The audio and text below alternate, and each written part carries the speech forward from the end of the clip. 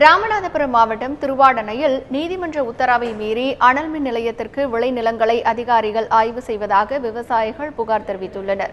திருவாடானை பகுதியில் அதிகமான அளவில் விவசாய மீன்பிடி தொழில் மற்றும் உப்பளங்கள் உள்ள நிலையில் இங்கு உப்பூர் அனல் மின் நிலைய திட்டம் துவங்க கடந்த 2014ஆம் ஆண்டில் மக்களிடம் கருத்து கேட்பு நடைபெற்றது. இதற்கு எதிர்ப்பு தெரிவித்து அப்பகுதி மக்கள் நீதிமன்றத்தை நாட மக்களின் கருத்தை கேட்ட பின்தான் திட்டத்தை செயல்படுத்த வேண்டும் என்று நீதிமன்றம் தெரிவித்தது. இந்நிலையில் நீதிமன்றத்தின் உத்தரவை மீறி கடந்த சில தினங்களாக இப்பகுதியில் JCB இயந்திரத்தை கொண்டு ஆய்வுப் பணிகள் நடைபெற்று வருவதாக இப்பகுதி மக்கள் தெரிவித்துள்ளனர். பணிகள் தொடர்ந்தால் போராட்டம் நடத்த உள்ளதாகவும் எச்சரிக்கை விடுத்துள்ளனர். குடியிருப்பு பகுதிகளையும் நஞ்சை நிலங்களையும் குடிநீர் குளங்களையும் பாசன கம்மாய்களையும் கையகப்படுத்தி அனல் மின் நிலையம் அமைக்க வேண்டிய அவசியமில்லை.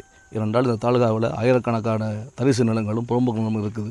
இருந்தபொழுதும் இந்த உப்பூர் அனல் மின் திட்டத்திற்காக குடியிருப்பு பகுதிகளையும் நஞ்சை நிலங்களையும் கையகப்படுத்துகிறார்கள். தேவையில்லாத ஒரு விஷயம். அது மட்டுமல்லாமல் இந்த பணிகளை செய்யக்கூடாது என்று உயர்நீதிமன்ற தடையாணை இருந்தும் அதையும் மீறி அதிகாரிகள் அந்த பணிகளை செய்து கொண்டிருக்கிறார்கள்.